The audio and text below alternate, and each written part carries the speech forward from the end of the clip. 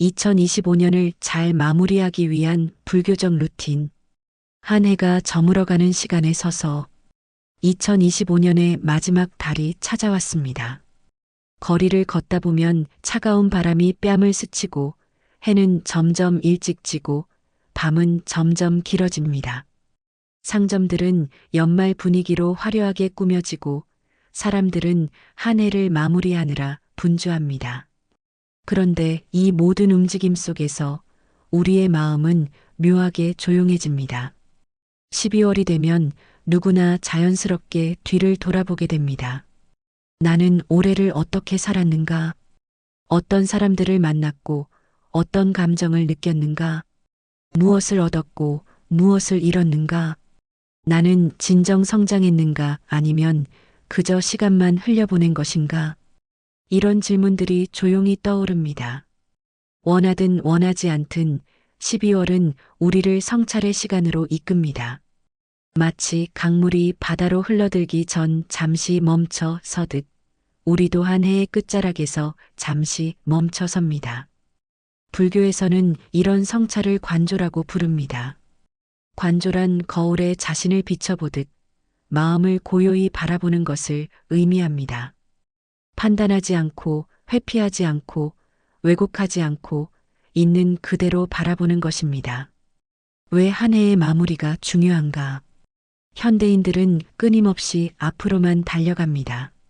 한 해가 끝나면 곧바로 새해 목표를 세우고 다시 달리기 시작합니다. 하지만 이렇게 쉬지 않고 달리다 보면 우리는 정작 중요한 것을 놓치게 됩니다. 내가 어디로 가고 있는지, 내가 누구인지. 불교에서는 정진과 지혜를 모두 강조합니다. 정진은 부지런히 나아가는 것이고 지혜는 올바른 방향을 아는 것입니다.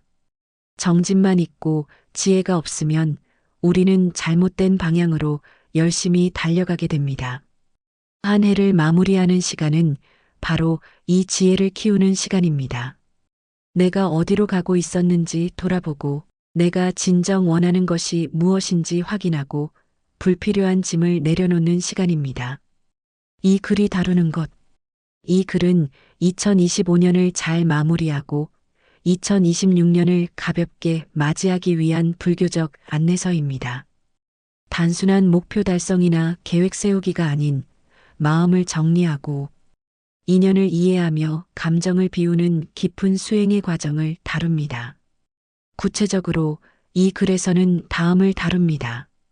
불교적 시간관 마이너스 한 해를 바라보는 새로운 관점, 인연의 본질 마이너스 관계와 사람을 이해하는 법, 감정의 지혜 마이너스 감정을 다루고 비우는 법, 실천 수행법 마이너스 구체적인 일상 루틴, 용서와 화해 마이너스 가장 어려운 수행, 새로운 시작 마이너스 2026년을 위한 준비. 부처님께서는 2500년 전부터 인간의 고통과 해방에 대해 가르쳐 오셨습니다. 그 가르침은 시대가 바뀌어도 여전히 유효합니다. 오히려 빠르게 변하는 현대 사회에서 불교의 지혜는 더욱 절실하게 필요합니다. 이제 함께 여행을 떠나봅시다. 2025년이라는 한 해를 돌아보고 그 속에서 우리가 만난 인연과 감정을 이해하고 비워야 할 것을 비우고 간직해야 할 것을 간직하는 여행입니다. 불교적 시간관 한 해를 바라보는 새로운 관점. 제1장 재행무상 모든 것은 흐른다. 모든 것은 변한다. 이것이 우주의 유일한 불변의 법칙이다. 부처님의 가르침 중 가장 근본적인 것이 바로 재행무상입니다. 재행무상은 모든 형성된 것은 무상하다는 뜻으로 이 세상의 모든 것은 끊임없이 변화한다는 진리를 담고 있습니다. 1. 시간도 흐르고 나도 변한다. 2025년 1월 1일의 당신과 지금의 당신은 같은 사람일까요? 겉으로 보면 같은 사람입니다. 이름도 같고 얼굴도 같고 기억도 연결되어 있습니다. 하지만 자세히 들여다보면 모든 것이 변했습니다. 생물학적으로 우리 몸의 세포는 끊임없이 죽고 새로 생겨납니다. 과학자들에 따르면 7년이면 몸의 거의 모든 세포가 교체된다고 합니다. 심지어 몇 달 만에 교체되는 세포도 있습니다. 심리적으로도 마찬가지입니다. 1월에 좋아하던 것을 지금은 좋아하지 않을 수도 있고 1월에 중요하게 여겼던 것이 지금은 중요하지 않을 수도 있습니다. 1월에 나는 어떤 문제로 고민했지만 지금의 나는 그 문제가 더 이상 문제가 아닐 수도 있습니다. 불교에서는 이것을 찰나생멸이라고 표현합니다. 모든 것은 매 순간 생겨나고 사라진다는 뜻입니다. 우리는 고정된 존재가 아니라 끊임없이 변화하는 과정입니다. 2. 무상을 이해하면 자유로워진다. 많은 사람들은 무상을 슬픈 진리로 받아들입니다. 모든 것이 변한다니 너무 더덥고 허무하다. 하지만 부처님께서는 무상을 해방의 진리로 가르치셨습니다. 왜일까요? 변한다는 것은 고통도 영원하지 않다는 뜻이기 때문입니다. 지금 힘들어도 이 고통은 지나갑니다. 지금 외로워도 이 외로움은 변합니다. 지금 슬퍼도 이 슬픔은 사라집니다. 지금 실패했어도 이 실패는 영원하지 않습니다. 동시에 무상을 이해하면 과거에 집착하지 않게 됩니다. 작년에 나는 그런 실수를 했어. 왜 그랬을까? 이렇게 과거의 자신을 책망하는 것은 의미가 없습니다. 왜냐하면 그때의 나와 지금의 나는 이미 다른 사람이기 때문입니다.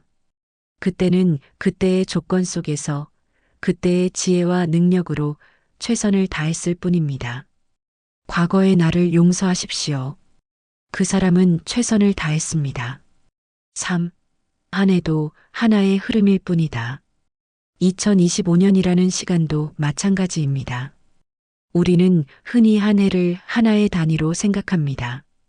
1월 1일에 시작해서 12월 31일에 끝나는 완결된 시간처럼 느낍니다.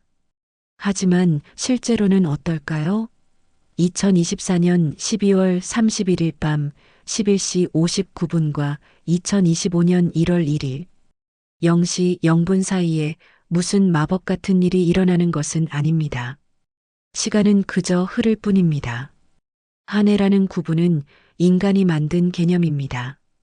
실제 시간은 끊임없이 흐르는 강물과 같습니다. 우리가 강물의 선을 그어 여기서부터 상류, 여기서부터 하류라고 구분하는 것처럼 한 해라는 구분도 우리가 임의로 그은 선일 뿐입니다. 그렇다면 한 해를 마무리한다는 것은 무엇을 의미할까요? 흐르는 강물 위에서 잠시 멈춰 내가 어디쯤 와 있는지 확인하는 것입니다. 강물은 계속 흐르지만 우리는 잠시 멈춰섭니다. 그리고 둘러봅니다. 어디서 출발했고 지금 어디에 있고 어디로 가고 있는지. 4. 2025년을 돌아보는 불교적 질문들. 한 해를 돌아볼 때 우리는 보통 이런 질문을 합니다. 올해 목표를 달성했는가? 올해 얼마나 성공했는가? 올해 무엇을 얻었는가? 이런 질문들도 의미가 있지만 불교적 관점에서는 더 깊은 질문들이 있습니다. 성장에 관한 질문. 나는 올해 어떻게 변했는가? 나는 작년보다 더 지혜로워졌는가? 나는 작년보다 더 자비로워졌는가? 나는 나 자신을 더 이해하게 되었는가? 인연에 관한 질문. 올해 어떤 사람들을 만났는가? 그 사람들은 나에게 무엇을 가르쳐 주었는가? 나는 그 사람들에게 어떤 영향을 주었는가? 떠난 사람들에게 감사와 용서를 전했는가? 고통에 관한 질문. 올해 어떤 고통을 경험했는가? 그 고통은 나에게 무엇을 가르쳐 주었는가? 나는 그 고통으로부터 무엇을 배웠는가? 나는 고통을 어떻게 다루었는가? 집착에 관한 질문. 올해 나는 무엇에 집착했는가? 그 집착은 나를 행복하게 했는가? 불행하게 했는가? 내려놓아야 할 것은 무엇인가? 간직해야 할 것은 무엇인가? 이런 질문들은 단순한 성과 평가가 아닙니다. 이것은 자기 이해의 과정입니다. 내가 누구인지, 무엇을 원하는지, 어디로 가고 있는지를 이해하는 과정입니다. 제2장업과 인과 오래 뿌린 씨앗들. 불교의 또 다른 핵심 개념은 업, 카머입니다. 업은 행위를 의미하며 모든 행위에는 결과가 따른다는 인과법과 연결되어 있습니다. 1. 업이란 무엇인가? 업은 종종 운명이나 팔자로 오해되곤 합니다. 마치 태어날 때부터 정해진 숙명처럼 생각하는 것입니다. 하지만 불교에서 말하는 업은 전혀 다릅니다. 업은 우리가 만드는 것입니다. 우리가 하는 모든 행위, 말, 생각이 업을 만듭니다. 좋은 행위는 좋은 결과를, 나쁜 행위는 나쁜 결과를 가져옵니다. 이것이 인과응보입니다. 불교에서는 업을 세 가지로 나눕니다. 신업 마이너스 몸으로 짓는 업. 어떤 행동을 했는가? 누군가를 도왔는가? 해쳤는가? 건강을 돌봤는가? 방치했는가? 구업 마이너스 말로 짓는 업. 어떤 말을 했는가? 누군가를 격려했는가? 상처 주었는가? 진실을 말했는가? 거짓을 말했는가? 의업 마이너스 마음으로 짓는 업. 어떤 생각을 했는가? 자비로운 마음을 가졌는가? 원망을 가졌는가? 감사했는가? 불평했는가? 2. 2025년에 나는 어떤 업을 지었는가? 한 해를 돌아보며 우리는 올해 지은 업을 돌아볼 수 있습니다. 몸으로 지은 업. 이번 한 해 동안 나는 몸으로 무엇을 했나요? 누군가를 안아주었나요? 누군가의 손을 잡아주었나요? 아니면 누군가를 밀쳐냈나요? 내 몸을 소중히 다뤘나요? 충분히 쉬었나요? 건강한 음식을 먹었나요? 아니면 내 몸을 혹사했나요? 환경을 생각하며 행동했나요? 쓰레기를 줄이려 노력했나요? 자원을 아꼈나요? 말로 지은 업. 이번 한 해 동안 나는 어떤 말을 했나요? 누군가를 칭찬했나요? 격려했나요? 위로했나요? 아니면 비난했나요? 비웃었나요? 험담했나요? 진실을 말했나요? 아니면 거짓을 말했나요? 과장했나요? 필요한 말을 했나요? 아니면 불필요한 말로 시간을 낭비했나요? 마음으로 지은 업. 이번 한 해 동안 나는 어떤 마음을 가졌나요? 감사하는 마음이 많았나요?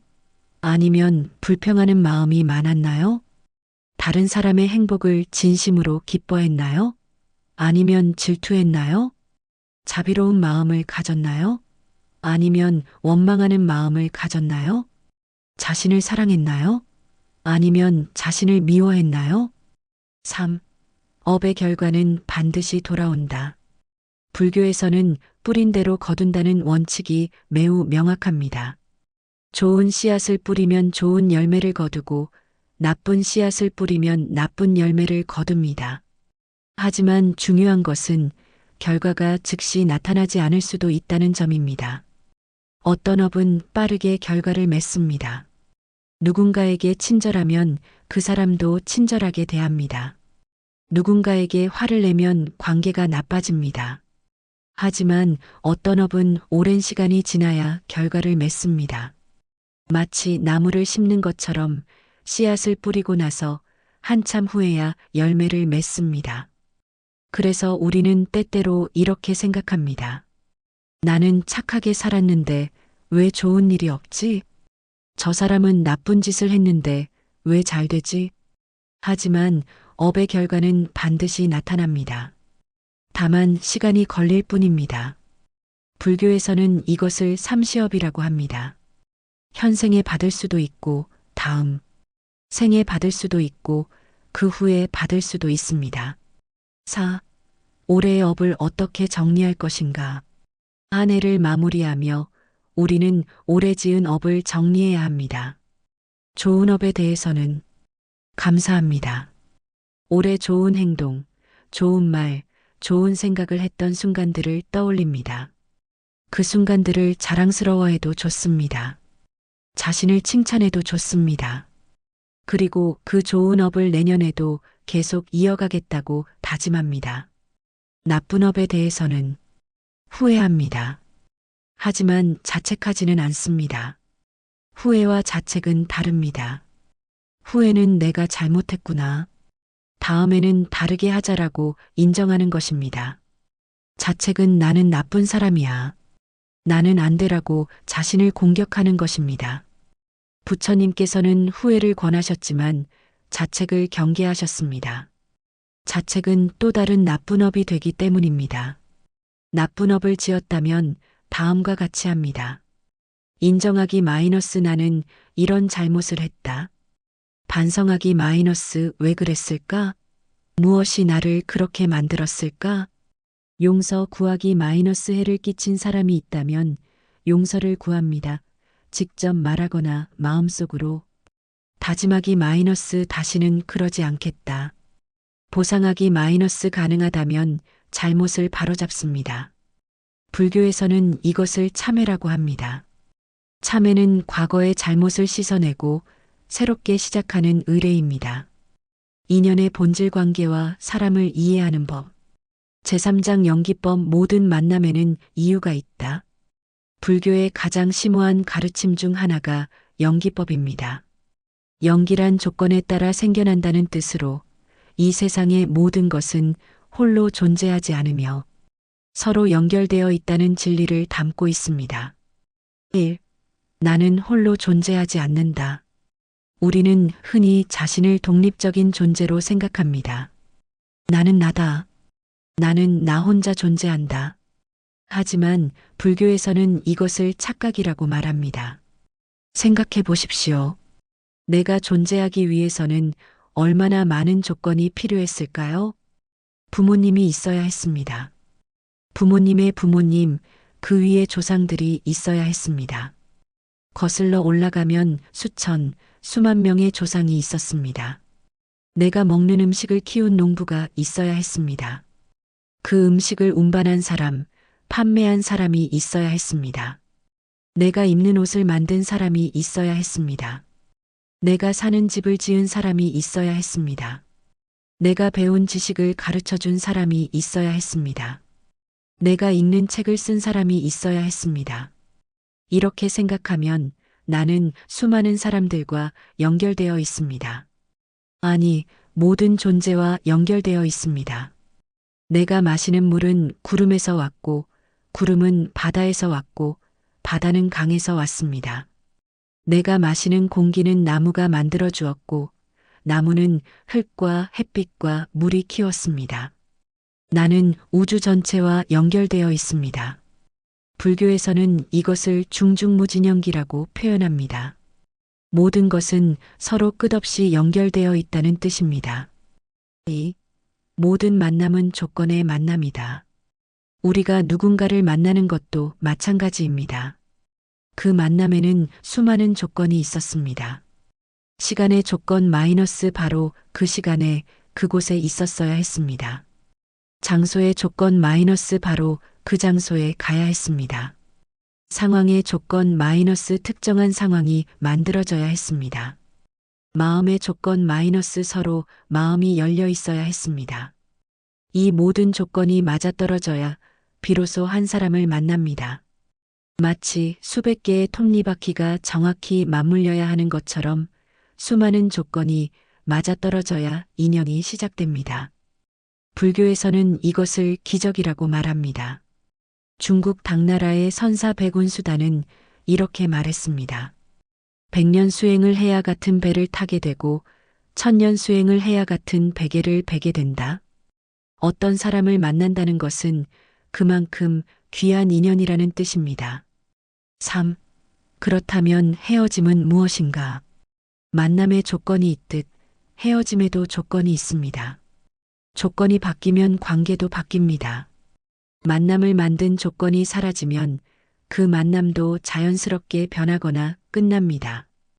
이것은 슬픈 일일까요? 많은 사람들이 그렇게 느낍니다. 하지만 불교에서는 다르게 봅니다.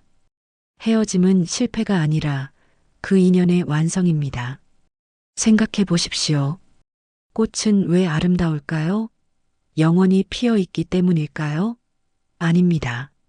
꽃은 피었다가 지기 때문에 아름답습니다. 만약 꽃이 영원히 피어 있다면 우리는 그 아름다움을 느끼지 못할 것입니다. 인연도 마찬가지입니다. 모든 인연에는 시작이 있고 끝이 있습니다. 그 시작과 끝 사이에 우리는 많은 것을 경험하고 배우고 성장합니다. 그리고 그 인연이 역할을 다하면 자연스럽게 끝납니다. 이것을 받아들이는 것이 무집착입니다. 4. 인연을 정리한다는 것의 진정한 의미. 많은 사람들이 인연을 정리한다는 말을 오해합니다. 마치 사람을 지우거나 관계를 끊어버리는 것처럼 생각합니다. 하지만 그것은 인연 정리가 아닙니다. 진정한 인연 정리는 그 인연의 의미를 이해하고 감사하고 놓아주는 것입니다. 2025년 동안 우리는 수많은 사람을 만났습니다. 어떤 사람은 여전히 곁에 있고 어떤 사람은 떠났습니다. 어떤 관계는 더 깊어졌고 어떤 관계는 멀어졌습니다. 이 모든 인연을 한번 돌아봅시다. 계속 함께하는 인연.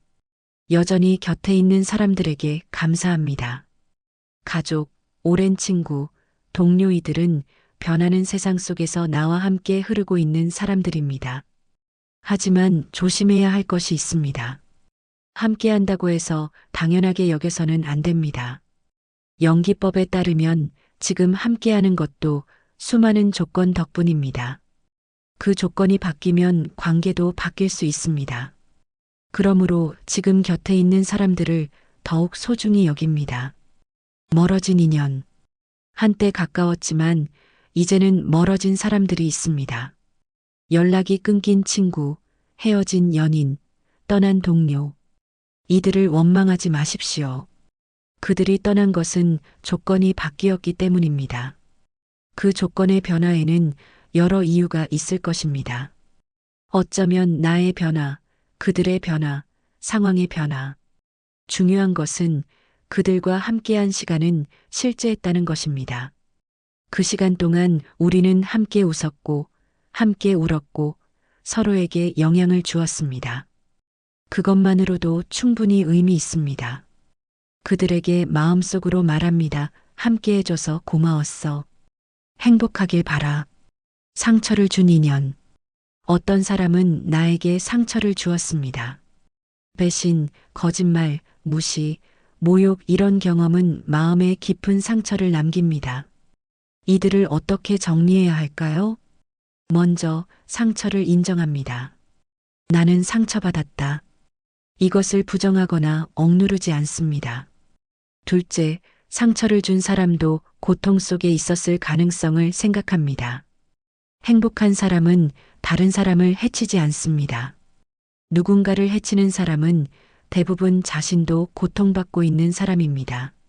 셋째, 용서를 고려합니다. 용서는 그 사람을 위한 것이 아니라 나를 위한 것입니다. 원망을 계속 품고 있으면 가장 고통받는 사람은 바로 나 자신입니다. 넷째, 거리를 둡니다. 용서한다고 해서 다시 가까워져야 하는 것은 아닙니다. 용서와 거리두기는 양립할 수 있습니다. 2025년에 새로 만난 사람들도 있을 것입니다. 새 직장의 동료, 새로운 친구, 새로운 인연. 이들은 어떤 조건으로 내 삶에 들어왔을까요? 그들은 나에게 무엇을 가르쳐 주러 왔을까요? 모든 새로운 만남은 배움의 기회입니다. 열린 마음으로 그들을 맞이합니다. 제사장 사랑과 집착의 차이. 불교에서 가장 오해받는 개념 중 하나가 무집착입니다. 많은 사람들이 무집착을 무관심이나 냉정함으로 오해합니다. 아무것도 사랑하지 말라는 거야? 감정을 느끼지 말라는 거야? 하지만 그것은 완전한 오해입니다. 부처님께서는 무집착을 가르치셨지만 동시에 자비를 가장 중요한 덕목으로 강조하셨습니다. 자비는 사랑입니다. 깊고 넓은 사랑입니다. 그렇다면 사랑과 집착은 어떻게 다를까요? 1. 사랑은 자유를 주고 집착은 묶는다. 사랑은 상대방의 행복을 바라는 것입니다. 상대방이 행복하면 나도 행복합니다.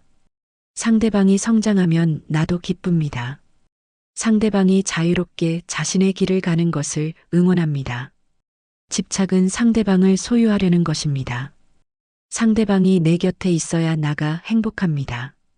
상대방이 내 뜻대로 움직이기를 바랍니다. 상대방이 떠나면 나는 무너집니다. 불교에서는 이렇게 말합니다.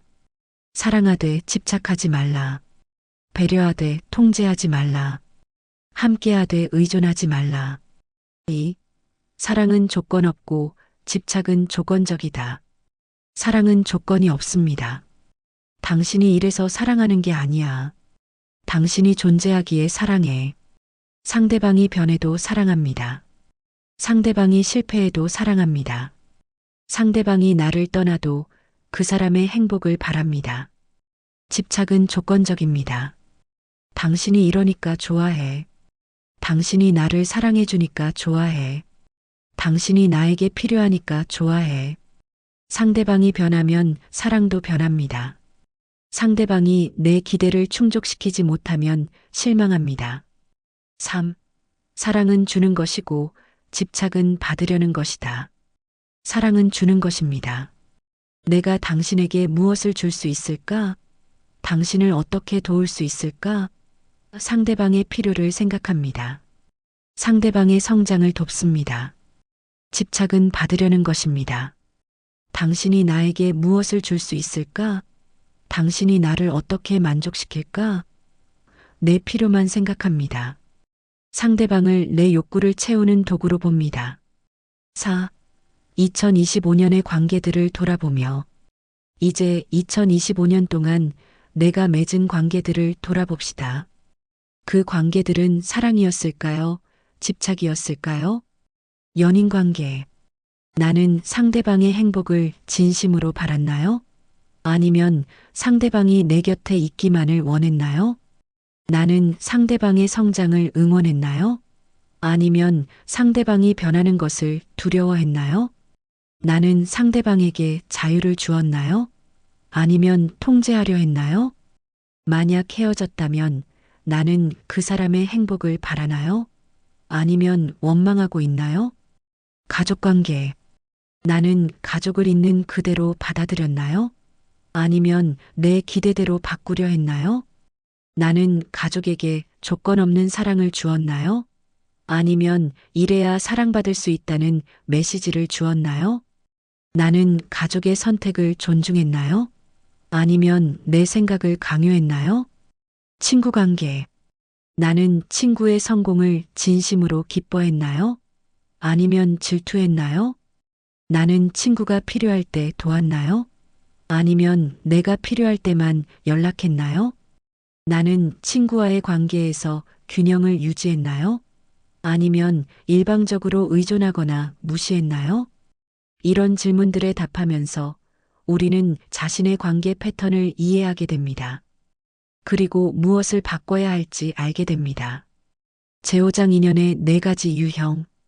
불교에서는 인연을 4가지로 분류합니다.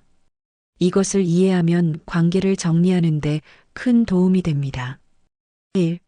보은연 마이너스 은혜를 갚는 인연. 이런 사람들이 있습니다. 나에게 무언가를 가르쳐주고 도와주고 성장시켜준 사람들. 부모님, 스승, 멘토, 좋은 친구들. 이들은 나에게 은혜를 베푼 사람들입니다. 2025년을 마무리하며 이들에게 감사를 표현해야 합니다. 감사를 표현하는 방법. 직접 말하기 가능하다면 직접 만나거나 연락해서 감사를 전합니다. 편지 쓰기 감사 편지를 씁니다. 보내지 않아도 괜찮습니다. 쓰는 것 자체가 수행입니다. 마음으로 전하기 명상 중에 그 사람을 떠올리며 감사를 전합니다. 은혜 갚기 그 사람에게 직접 갚을 수 없다면 다른 사람에게 베풉니다. 은혜는 순환합니다. 2. 보언연 마이너스 원한을 풀어야 할 인연. 이런 사람들도 있습니다. 나에게 상처를 주고 배신하고 고통을 준 사람들. 불교에서는 이들을 원수라고 부르지 않습니다. 대신 선지식이라고 부릅니다. 좋은 스승이라는 뜻입니다. 왜일까요? 고통을 주는 사람이 어떻게 좋은 스승일까요? 고통은 가장 깊은 배움을 줍니다. 편안할 때는 성장하지 않습니다. 고통을 겪을 때 우리는 자신을 돌아보고 변화하고 강해집니다. 상처를 준 사람은 의도하지 않았겠지만 결과적으로 나를 성장시켰습니다. 그런 의미에서 스승입니다. 2025년을 마무리하며 이들을 용서해야 합니다. 용서는 그들을 위한 것이 아니라 나를 위한 것임을 기억하십시오. 3. 토체험 마이너스 빚을 갚아야 할 인연. 내가 누군가에게 상처를 주었을 수도 있습니다. 내가 누군가에게 빚을 졌을 수도 있습니다. 물질적 빚뿐 아니라 감정적, 도덕적 빚도 있습니다. 2025년을 마무리하며 이 빚들을 정리해야 합니다. 빚을 갚는 방법. 직접 사과하기 가능하다면 직접 만나거나 연락해서 사과합니다. 행동으로 보상하기 잘못을 바로잡을 방법을 찾습니다. 다짐하기 같은 실수를 반복하지 않겠다고 다짐합니다. 자비 베풀기 그 사람에게 직접 갚을 수 없다면 다른 사람에게 선행을 베풉니다. 4. 무연연 마이너스 인연이 없는 인연. 이런 사람들도 있습니다. 스쳐 지나간 사람들, 잠깐 만났다가 헤어진 사람들, 별다른 감정도 영향도 없는 사람들. 이들도 인연입니다. 비록 짧고 가벼운 인연이지만 그 순간 우리는 같은 공간, 같은 시간을 공유했습니다. 이들에게도 감사할 수 있습니다. 잠시나마 내 삶의 일부가 되어줘서 고마워. 감정의 지혜 감정을 다루고 비우는 법. 제육장 감정의 본질 파도처럼 오고 가는 것. 감정은 참 신비로운 존재입니다. 보이지도 않고 만질 수도 없지만 우리의 삶을 완전히 지배합니다. 행복한 감정은 우리를 하늘로 띄우고 슬픈 감정은 우리를 땅에 묻습니다. 불교에서는 감정을 매우 중요하게 다룹니다. 감정 그 자체가 나쁜 것이 아니라 감정에 대한 우리의 반응이 문제라고 봅니다. 1. 감정은 파도다. 부처님께서는 감정을 파도에 비유하셨습니다. 파도는 밀려왔다가 반드시 빠져나갑니다. 영원히 높은 파도는 없고 영원히 평평한 바다도 없습니다. 파도는 오르락 내리락 하며 끊임없이 변합니다. 감정도 마찬가지입니다. 기쁨이 오면 반드시 사라지고 슬픔이 오면 반드시 사라집니다. 화가 나면 언젠가 가라앉고 외로움이 오면 언젠가 떠납니다. 문제는 우리가 이것을 잊는다는 것입니다. 기쁠 때는 이 기쁨이 영원하기를이라고 바랍니다. 슬플 때는 이 슬픔이 영원할 것 같아라고 생각합니다. 화날 때는 나는 평생 이 사람을 용서 못해라고 다짐합니다. 하지만 모든 감정은 지나갑니다. 반드시 지나갑니다. 2. 감정은 나가 아니다. 불교의 핵심 가르침 중 하나가 무아입니다. 고정된 자아는 없다는 뜻입니다. 우리는 흔히 이렇게 말합니다. 나는 화난 사람이야. 나는 우울한 사람이야. 나는 불안한 사람이야. 이 문장들은 감정과 나를 동일시합니다. 마치 내가 곧 화이고 내가 곧 우울인 것처럼 말합니다. 하지만 부처님께서는 이렇게 가르치셨습니다. 감정은 나가 아니다. 감정은 나에게 생겨나는 하나의 현상일 뿐이다. 이것을 이해하면 감정을 다루는 방식이 완전히 바뀝니다. 나는 화가 났어. 화라는 감정이 지금 내 안에 있구나. 나는 우울해. 우울이라는 감정이 방문했구나. 나는 불안해. 불안이라는 감정이 올라오는구나. 이렇게 표현을 바꾸면 감정과 나 사이에 거리가 생깁니다. 그리고 그 거리 속에서 자유가 생깁니다. 3. 감정에는 좋고 나쁨이 없다. 우리는 감정을 좋은 감정과 나쁜 감정으로 나눕니다. 좋은 감정 기쁨, 사랑, 평화, 감사. 나쁜 감정 슬픔, 화, 질투, 두려움. 하지만 불교에서는 감정 자체에 좋고 나쁨이 없다고 말합니다. 감정은 그저 감정일 뿐입니다. 문제는 감정 자체가 아니라 감정에 대한 우리의 태도입니다. 예를 들어 슬픔이라는 감정을 생각해 봅시다. 슬픔은 나쁜 감정일까요? 꼭 그렇지는 않습니다. 슬픔은 우리에게 무언가 중요한 것을 잃었다는 신호를 줍니다. 슬픔 덕분에 우리는 그것의 소중함을 깨닫습니다. 슬픔 덕분에 우리는 더 깊이 느끼고 더 깊이 사랑하게 됩니다. 화는 어떨까요? 화도 나쁜 감정일까요? 꼭 그렇지는 않습니다. 화는 우리에게 무언가 불이한 일이 일어났다는 신호를 줍니다. 화 덕분에 우리는 잘못된 것을 바로잡으려 합니다. 화 덕분에 우리는 경계를 설정하고 자신을 보호합니다. 감정은 메신저입니다. 감정은 우리에게 무언가를 알려주러 옵니다. 문제는 우리가 그 메시지를 듣지 않고 감정 자체에 빠진다는 것입니다. 4. 감정의 재현 왜 같은 고통이 반복되는가? 불교 심리학에서 말하는 중요한 개념이 상입니다. 상은 인식, 기억, 이미지를 의미합니다.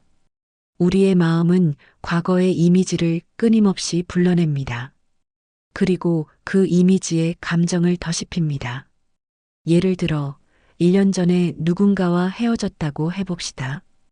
객관적으로 보면 그 사람은 이미 내 삶에 없습니다. 하지만 그 사람의 얼굴이 떠오르고 함께했던 순간들이 떠오르면 마음은 다시 1년 전으로 돌아갑니다. 그리고 그때의 슬픔을 다시 느낍니다. 이것이 바로 감정의 재현입니다. 실제로 고통스러운 일은 한 번 일어났을 뿐인데 우리는 그 기억을 떠올릴 때마다 고통을 다시 경험합니다. 10번 떠올리면 10번 고통받고 100번 떠올리면 100번 고통받습니다. 그렇다면 어떻게 해야 할까요? 기억을 지워야 할까요? 불가능합니다. 기억은 우리의 일부입니다. 감정을 억눌러야 할까요? 위험합니다. 억눌린 감정은 더 강하게 돌아옵니다. 불교는 제3의 길을 제시합니다. 관찰과 수용. 제7장 감정 다루기 관과 수. 불교에서는 감정을 다루는 두 가지 핵심 방법을 제시합니다. 1. 관 마이너스 감정을 관찰하기. 관이란 본다는 뜻입니다.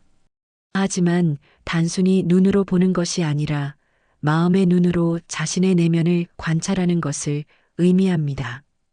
감정 관찰의 단계. 1단계 알아차리기. 감정이 올라오는 순간 그것을 알아차립니다. 아, 지금 화가 나고 있구나. 슬픔이 올라오고 있구나. 불안이 시작되는구나. 이 알아차림만으로도 감정의 힘은 약해집니다. 2단계 이름 붙이기. 감정에 정확한 이름을 붙입니다. 이것은 화야. 이것은 슬픔이야. 이것은 질투야. 심리학에서는 이것을 정서 명명 어펙트 레이벌링이라고 부릅니다. 연구에 따르면 감정에 이름을 붙이는 것만으로도 감정의 강도가 줄어든다고 합니다. 3단계 느끼기. 이제 그 감정을 몸에서 느낍니다. 화는 어디서 느껴지나요? 가슴? 머리? 팔? 슬픔은 어떤 느낌인가요? 무겁나요? 답답한가요? 불안은 어디에 있나요? 뼈? 목? 전신? 감정을 몸의 감각으로 느끼면 감정은 더 이상 추상적인 것이 아니라 구체적인 것이 됩니다. 그리고 구체적인 것은 다루기 쉽습니다. 4단계 바라보기. 이제 그 감정을 조용히 바라봅니다. 판단하지 않고 밀어내지 않고 그저 바라봅니다. 마치 하늘의 구름을 바라보듯이 구름이 지나가는 것을 그저 지켜봅니다. 이 바라봄 속에서 감정은 저절로 변합니다. 강했던 감정이 약해지고 날카로웠던 감정이 무뎌지고 꽉 찼던 감정이 비워집니다. 이 수 마이너스 감정을 수용하기. 수용은 관찰의 다음 단계입니다. 가장 위험한 것은 감정을 억누르거나 부정하는 것입니다. 나는 괜찮아. 이 정도는 문제 없어. 나는 강한 사람이야. 이런 걸로 흔들리지 않아. 이렇게 스스로를 속이는 것은 감정을 깊은 곳에 묻어두는 것입니다. 이 감정은 시간이 지나면 다른 형태로 다시 튀어나옵니다. 분노로, 우울로, 신체 증상으로. 부처님께서는 이렇게 말씀하셨습니다. 감정을 느끼는 것은 자연스러운 일이다. 문제는 그 감정에 집착하거나 회피하는 것이다. 수용의 실천. 감정이 올라올 때 저항하지 않습니다. 오지 마, 사라져라고 말하지 않습니다. 대신 이렇게 말합니다. 환영해. 내가 왔구나. 괜찮아. 내가 여기 있어도 괜찮아. 나는 너를 느낄 수 있어. 이것이 수용입니다. 감정을 적으로 보지 않고 손님으로 맞이하는 것입니다. 티베트 불교의 시인 루미는 이렇게 노래했습니다. 인간 존재를 게스트하우스라고 생각하라. 매일 아침 새로운 손님이 찾아온다. 기쁨, 우울, 비열함. 모든 것을 환영하고 접대하라. 3. 고통의 두 화살. 부처님께서는 고통을 설명하기 위해 두 화살의 비유를 사용하셨습니다. 첫 번째 화살. 외부에서 날아옵니다. 누군가와의 이별, 실패, 상실, 질병 이런 것들은 우리가 통제할 수 없는 일입니다. 이 화살을 맞으면 아픕니다. 이것은 자연스러운 고통입니다.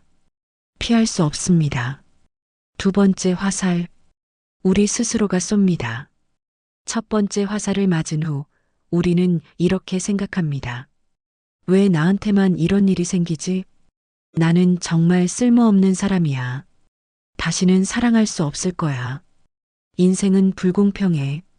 이런 생각들이 바로 두 번째 화살입니다. 이미 아픈 상처에 우리 스스로 소금을 뿌리는 것입니다. 첫 번째 화살은 피할 수 없습니다. 인생에는 고통이 있습니다. 이것은 부처님께서 말씀하신 고의 진리입니다. 하지만 두 번째 화살은 피할 수 있습니다. 어떻게요? 감정을 관찰하고 수용함으로써입니다. 감정이 올라올 때 그것을 그대로 느끼되 거기에 이야기를 덧붙이지 않는 것입니다. 감정은 감정일 뿐입니다. 그것이 나의 가치를 말해주지 않고 내 미래를 결정하지도 않습니다. 제8장 2025년의 감정 정리하기. 이제 2025년 한 해 동안 느꼈던 감정들을 정리할 시간입니다. 1. 올해 가장 많이 느낀 감정은? 조용히 앉아서 올해를 떠올립니다. 어떤 감정이 가장 많이 올라왔나요? 기쁨, 슬픔, 화, 불안, 외로움, 감사, 후회. 이 감정들을 노트에 적어봅니다. 순위를 매길 필요는 없습니다. 그저 떠오르는 대로 적습니다. 2. 그 감정들은 왜 생겼을까? 각 감정이 생긴 상황을 떠올립니다. 기쁨은 할 때 느꼈다. 슬픔은 할 때 느꼈다. 화는 할 때 느꼈다. 감정에는 항상 원인이 있습니다. 그 원인을 이해하면 감정을 더 잘 다룰 수 있습니다. 3. 그 감정들은 나에게 무엇을 말하려 했을까? 감정은 메신저라고 했습니다. 그렇다면 각 감정이 전하려던 메시지는 무엇일까요? 슬픔은 무엇을 말하려 했을까요? 어쩌면 내가 잃은 것이 정말 소중했어라고 말하려 했을지도 모릅니다. 화는 무엇을 말하려 했을까요? 어쩌면 내 경계가 침범당했어. 너 자신을 보호해라고 말하려 했을지도 모릅니다. 불안은 무엇을 말하려 했을까요? 어쩌면 조심해. 준비가 필요해라고 말하려 했을지도 모릅니다. 4. 이제 그 감정들을 보내줄 시간. 올해의 감정들을 이해했다면 이제 보내줄 시간입니다. 깊게 숨을 들이마시고 길게 내쉬면서 말합니다. 고마웠어. 내가 전하려던 메시지를 이해했어. 이제 가도 괜찮아. 감정을 억지로 없애려 하지 않습니다.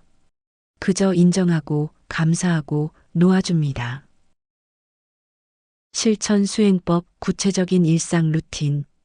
지금까지 우리는 불교의 이론과 원리를 살펴보았습니다. 이제는 실천입니다. 이론을 아는 것만으로는 충분하지 않습니다. 실천해야 변화가 일어납니다. 제구장 매일 실천하는 루틴. 루틴일 아침 감사 명상 5분. 언제 일어나자마자. 방법. 편안하게 앉습니다. 눈을 감고 깊게 숨을 3번 쉽니다. 마음속으로 말합니다. 오늘도 눈을 떴습니다. 감사합니다. 오늘도 숨을 쉽니다. 감사합니다. 오늘도 하루를 시작합니다. 감사합니다. 오늘 감사한 것 3가지를 떠올립니다. 효과. 하루를 긍정적으로 시작합니다. 감사의 마음은 우리의 관점을 바꿉니다. 같은 상황도 다르게 보입니다. 루틴 2 관찰 호흡 10분. 언제 하루 중 편한 시간 점심시간, 퇴근 후 등. 방법. 조용한 곳에 앉습니다. 등을 곧게 펴고 손을 무릎에 둡니다. 눈을 반쯤 감거나 완전히 감습니다. 호흡을 관찰합니다. 코끝에서 느껴지는 시원한 공기. 배가 올라갔다 내려가는 것. 들숨과 날숨의 리듬. 생각이 떠오르면 알아차립니다. 생각이 떠올랐구나. 판단하지 않습니다. 다시 호흡으로 돌아옵니다. 10분간 반복합니다. 효과. 마음이 안정됩니다. 생각에서 벗어나 현재 순간에 머물게 됩니다. 스트레스가 줄어들고 집중력이 높아집니다. 루틴 3 저녁 감정 정리 노트 10분. 언제 잠들기 전. 방법. 노트를 펼치고 다음 질문에 답합니다. 오늘 어떤 감정을 느꼈나요? 오늘 나는 을을 느꼈다. 그 감정은 언제, 어떤 상황에서 생겼나요? 그 감정은 할 때 생겼다. 그 감정의 뿌리는 무엇일까요? 이 감정의 뿌리는 어쩌면 일지도 모른다. 그 감정에게 말 걸기. 아야, 내가 왜 왔는지 알겠어. 괜찮아. 효과. 감정과 거리가 생깁니다. 패턴을 발견하게 됩니다. 마음이 가벼워집니다. 제10장 특별 수행법 주 1회. 수행일 2년 회상 명상 30분. 언제 주말 중 하루. 방법.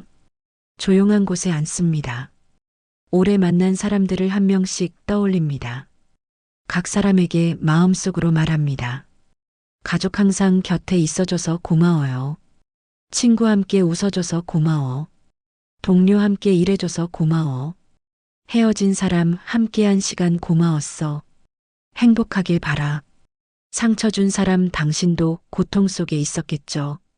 이제 놓아드립니다. 각 사람을 떠올릴 때 감정이 올라오면 그것을 느낍니다. 마지막으로 모든 사람의 행복을 빕니다. 효과. 인연을 정리합니다. 감사와 용서가 자랍니다. 마음의 짐이 가벼워집니다. 수행 2자의 명상 20분. 언제 주말 중 하루. 방법. 편안하게 앉습니다. 먼저 자신에게 말합니다. 내가 행복하기를. 내가 평화롭기를. 내가 건강하기를. 내가 자유롭기를. 다음 사랑하는 사람을 떠올립니다. 당신이 행복하기를. 당신이 평화롭기를. 당신이 건강하기를. 당신이 자유롭기를. 다음 중립적인 사람, 잘 모르는 사람을 떠올립니다. 같은 말을 반복합니다. 다음 어려운 사람, 나에게 상처 준 사람을 떠올립니다. 같은 말을 반복합니다. 어려우면 생략해도 됩니다. 마지막으로 모든 존재를 떠올립니다. 모든 존재가 행복하기를. 모든 존재가 평화롭기를. 효과. 자비심이 자랍니다. 미움이 줄어듭니다. 관계가 개선됩니다. 수행 3끈을 자르는 호흡 15분. 언제 놓아보내고 싶은 인연이 있을 때. 방법. 편안하게 앉거나 눕습니다. 떠나보내고 싶은 인연을 떠올립니다. 시각화합니다. 나와 그 사람 사이에 보이지 않는 끈이 있습니다. 그 끈은 집착, 원망, 기대로 이루어져 있습니다. 깊게 숨을 들이마십니다. 천천히 길게 내쉬면서 말합니다. 놓아줍니다. 이제 보내드립니다. 고마웠습니다. 내쉬면서 끈이 부드럽게 끊어진다고 상상합니다. 5-7번 반복합니다. 효과. 집착이 줄어듭니다. 과거에서 자유로워집니다. 새로운 시작이 가능해집니다. 제11장 12월 특별 루틴. 12월은 특별한 달입니다. 한 해를 마무리하는 달이기에 특별한 수행이 필요합니다. 12월 1주차 돌아보기. 목표 올해를 총체적으로 돌아봅니다. 방법. 매일 30분씩 다음 주제로 저널링합니다.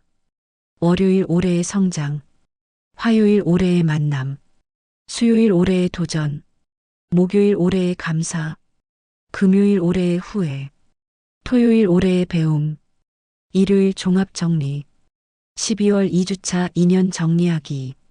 목표 올해 만난 모든 인연을 정리합니다. 방법. 인연 분류표를 만듭니다. 기쁨을 준 인연 이름을 적고 감사 메시지를 씁니다. 성장시킨 인연 이름을 적고 배운 점을 씁니다. 무겁게 한 인연 이름을 적고 용서 메시지를 씁니다. 역할을 다한 인연 이름을 적고 축복 메시지를 씁니다. 12월 3주차 감정 정리하기. 목표 올해의 모든 감정을 정리합니다. 방법. 감정 지도를 만듭니다. 올해 느낀 주요 감정들을 적습니다. 각 감정이 생긴 상황을 적습니다. 각 감정이 전하려던 메시지를 적습니다. 각 감정에게 작별 인사를 씁니다. 12월 4주차 비우고 준비하기. 목표 마음을 비우고 새해를 준비합니다. 방법. 물리적 정리. 방을 정리합니다. 필요 없는 물건을 버립니다. 공간의 여백을 만듭니다. 디지털 정리. 사진을 정리합니다. 연락처를 정리합니다. SNS를 정리합니다. 마음 정리. 놓아야 할 것들을 적어서 찍거나 태웁니다. 새해를 위한 빈 노트를 준비합니다. 용서와 화해 가장 어려운 수행. 제12장 용서의 본질. 1. 용서는 상대를 위한 것이 아니다. 많은 사람들이 용서를 오해합니다. 용서하면 그 사람이 이기는 거 아니야? 용서하면 그 사람의 잘못을 인정하는 게 아니야? 하지만 불교에서 말하는 용서는 전혀 다릅니다.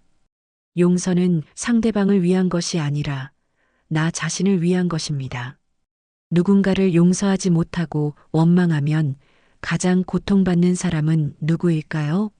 바로 나 자신입니다. 상대방은 어쩌면 나에 대해 생각조차 하지 않을 수 있습니다. 자신의 삶을 살고 있을 수 있습니다. 하지만 나는 혼자서 그 사람을 계속 미워하고 그 기억을 반복하며 스스로를 지칩니다. 부처님께서는 이런 비유를 하셨습니다. 원망을 품는 것은 다른 사람에게 던지려고 뜨거운 석탄을 손에 쥐고 있는 것과 같다. 결국 화상을 입는 것은 자기 자신이다. 2. 용서는 과정이다. 용서는 한순간에 이루어지지 않습니다. 좋아, 용서할게라고 결심한다고 해서 마음이 바로 가벼워지는 것은 아닙니다. 용서는 과정입니다. 단계가 있고 시간이 필요합니다. 1단계 상처를 인정하기. 나는 상처받았다. 이것을 인정하는 것이 첫 번째 단계입니다. 많은 사람들이 2단계를 건너뜁니다. 별거 아니야, 나는 괜찮아라고 스스로를 속입니다. 하지만 상처를 인정하지 않으면 용서도 시작되지 않습니다. 용서는 상처를 부정하는 것이 아니라 상처를 인정하고 넘어서는 것입니다. 2단계 감정을 느끼기. 화, 슬픔, 배신감, 모욕감 이런 감정들을 억누르지 말고 느껴야 합니다. 울고 싶으면 웁니다. 화가 나면 화를 냅니다. 단 다른 사람을 해치지 않는 방식으로. 베개를 때릴 수도 있고 편지를 쓸 수도 있고 보내지 않고 소리를 지를 수도 있습니다. 혼자 있을 때 감정을 충분히 느끼고 표현해야 그 감정이 지나갑니다. 3단계 이해하기. 그 사람은 왜 그랬을까? 이것은 정당화가 아닙니다. 이해입니다. 사람은 행복할 때 다른 사람을 해치지 않습니다. 누군가를 해치는 사람은 대부분 자신도 고통받고 있는 사람입니다. 어쩌면 그 사람도 어린 시절 상처를 받았을지 모릅니다. 스트레스를 받고 있었을지 모릅니다. 두려움 속에 있었을지 모릅니다. 자신의 한계 때문에 그랬을지 모릅니다. 이것을 이해한다고 해서 그 사람의 행동이 정당화되는 것은 아닙니다. 하지만 이해하면 원망이 줄어듭니다. 4단계 결정하기. 나는 더 이상 이 원망을 품지 않겠다. 이것이 용서의 핵심입니다. 용서는 결정입니다. 감정이 완전히 사라질 때까지 기다리는 것이 아니라 원망을 품지 않기로 결정하는 것입니다. 처음에는 어색할 수 있습니다. 여전히 화가 날 수 있습니다. 괜찮습니다. 결정을 반복하면 마음도 따라옵니다. 5단계 놓아주기. 마지막 단계는 놓아주기입니다. 명상이나 의례를 통해 상징적으로 놓아줄 수 있습니다. 끈을 자르는 호흡 수행이 여기에 해당합니다. 3. 나 자신을 용서하기. 때로는 다른 사람보다 나 자신을 용서하는 것이 더 어렵습니다. 왜 나는 그때 그런 선택을 했을까? 왜 나는 더 잘하지 못했을까? 나는 정말 바보였어. 이런 자책은 우리를 끊임없이 괴롭힙니다. 하지만 부처님께서는 이렇게 말씀하셨습니다. 온 세상을 다 뒤져도 자기 자신만큼 사랑받을 만한 사람은 없다. 자신을 미워하면 그 미움이 다른 사람에게도 퍼집니다. 자신을 용서해야 다른 사람도 용서할 수 있습니다. 나 자신을 용서하는 방법. 거울을 봅니다. 자신에게 말합니다. 나는 최선을 다했어. 나는 그때 그것밖에 할 수 없었어. 나는 완벽하지 않아도 괜찮아. 나는 나 자신을 용서해. 자신을 안아줍니다. 실제로 자신을 껴안습니다. 처음에는 어색할 수 있습니다. 울음이 터질 수도 있습니다. 괜찮습니다. 그것도 치유의 과정입니다. 제13장 2025년의 용서 리스트 만들기. 이제 2025년에 용서해야 할 사람들을 정리할 시간입니다. 1.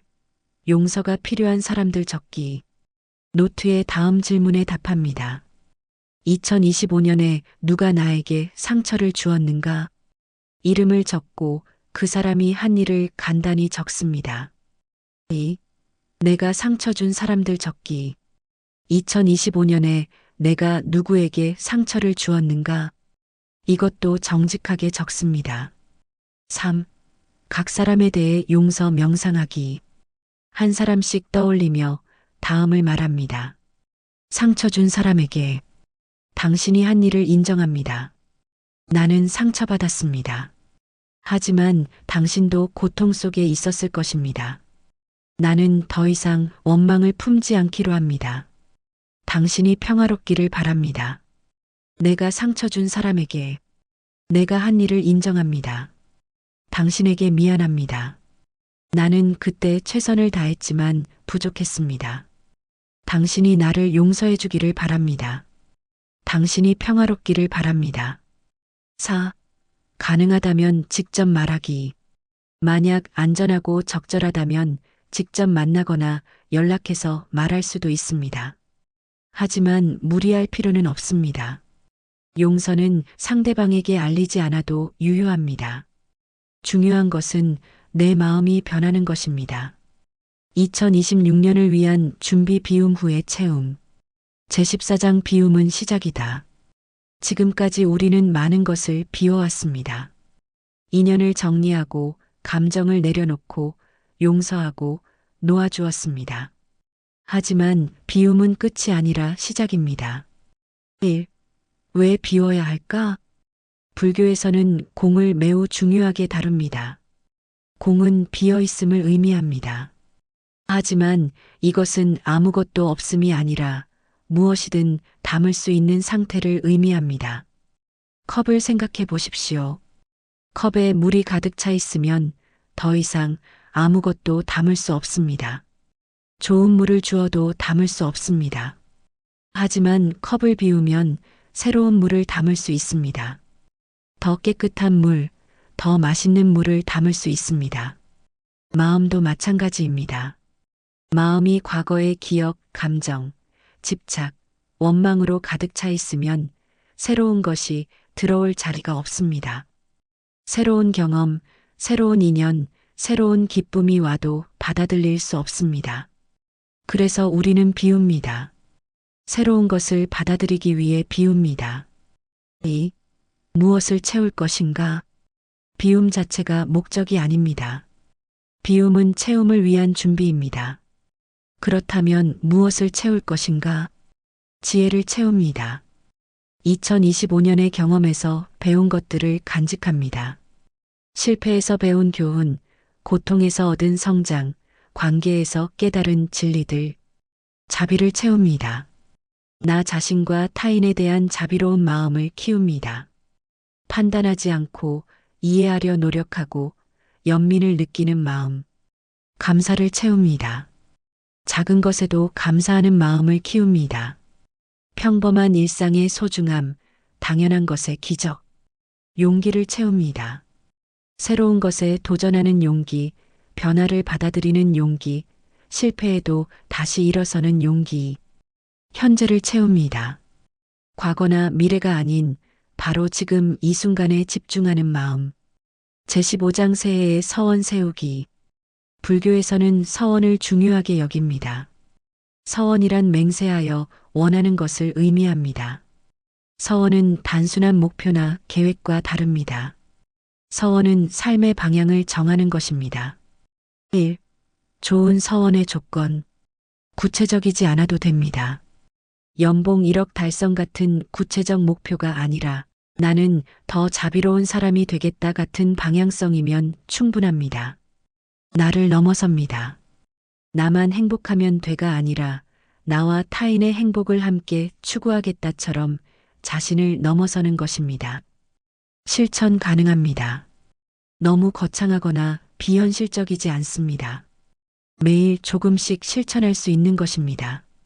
2. 서원의 예시. 성장에 관한 서원. 나는 매일 조금씩 성장하겠습니다. 나는 실패를 두려워하지 않겠습니다. 나는 배움에 열린 마음을 유지하겠습니다. 관계에 관한 서원. 나는 더 자비로운 사람이 되겠습니다. 나는 경청하는 사람이 되겠습니다. 나는 판단하기 전에 이해하려 노력하겠습니다. 마음에 관한 서원. 나는 현재 순간에 더 깊이 머물겠습니다. 나는 작은 것에도 감사하겠습니다.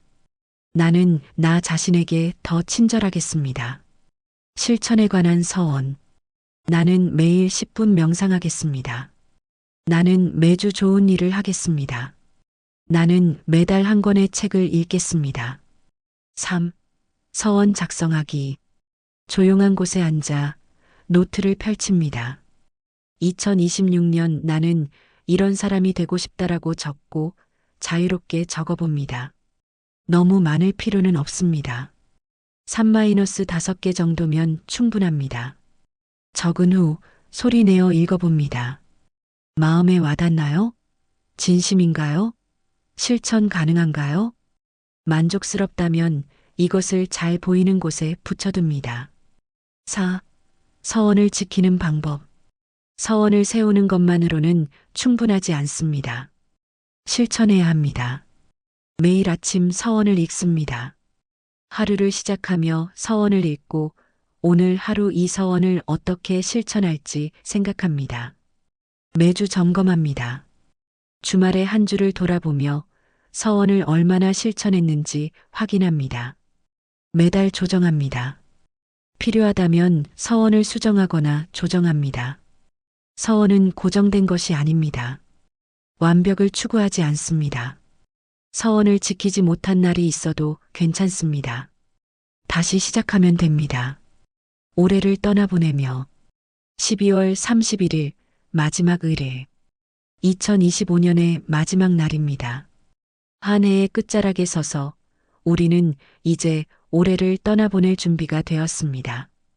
준비물, 조용한 공간, 양초 한 개 선택사항, 노트와 펜, 편안한 마음, 의뢰 순서, 1단계 감사 목록 쓰기 10분, 노트를 펼치고 2025년 감사 목록이라고 씁니다. 올해 감사했던 일들을 10가지 적습니다. 큰 것도 작은 것도 모두 좋습니다. 새로운 친구를 만났다. 따뜻한 햇살, 맛있는 저녁, 건강한 하루하루. 적으면서 마음속으로 감사를 느낍니다. 2단계 인연에게 인사하기 10분. 눈을 감고 올해 만난 사람들을 한 명씩 떠올립니다. 각 사람에게 마음속으로 말합니다. 고마웠습니다. 미안했습니다. 행복하세요. 모든 사람을 떠올릴 필요는 없습니다. 떠오르는 사람들만 떠올립니다. 3단계 나 자신을 인정하기 5분. 거울을 보거나 눈을 감고 자신을 떠올립니다. 그리고 말합니다. 나는 올해 최선을 다했어. 나는 충분히 잘했어. 나는 많이 성장했어. 나는 나 자신이 자랑스러워. 4단계 놓아줄 것 태우기 10분. 새 종이에 2025년에 놓아줄 것들이라고 쓰고 목록을 작성합니다. 후회, 원망, 집착, 두려움, 과거의 상처, 이루지 못한 목표에 대한 죄책감. 적은 후 이 종이를 찢습니다. 또는 안전하게 태울 수 있다면 태웁니다. 찢거나 태우면서 말합니다. 이제 놓아줍니다. 이제 자유입니다. 5단계 2026년을 위한 빈 페이지 5분. 새 노트나 새 종이를 꺼냅니다. 첫 페이지를 빈 채로 둡니다. 아무것도 쓰지 않습니다. 이것은 2026년을 위한 여백입니다. 아직 쓰이지 않은 이야기, 아직 만나지 못한 인연, 아직 경험하지 못한 기쁨을 위한 공간입니다. 6단계 마지막 호흡 5분. 편안하게 앉아 깊게 숨을 쉽니다. 10번의 호흡을 합니다. 들숨 2025년 감사합니다. 날숨 이제 보내드립니다. 10번째 호흡을 마친 후 잠시 고요히 앉아 있습니다. 7단계 새해 맞이하기. 자정이 가까워지면 조용히 서원을 떠올립니다. 자정이 되는 순간 새해를 맞이하며 말합니다. 새로운 한 해 환영합니다. 나는 준비되었습니다. 끝이 아닌 시작. 2025년이 저물어 갑니다. 돌이켜보면 이 한 해는 어땠습니까? 기쁜 일도 있었고 슬픈 일도 있었을 것입니다. 만남도 있었고 헤어짐도 있었을 것입니다. 성공도 있었고 실패도 있었을 것입니다.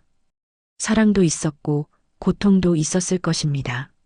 하지만 그 모든 것이 나를 지금의 나로 만들었습니다.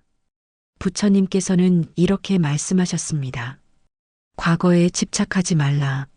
미래를 꿈꾸지 말라. 마음을 현재 순간에 집중하라. 2025년은 이제 과거가 됩니다. 아름다운 추억도 아픈 기억도 모두 과거가 됩니다. 하지만 그것은 사라지는 것이 아닙니다. 그것은 우리 안에 지혜로, 경험으로, 성장으로 남습니다.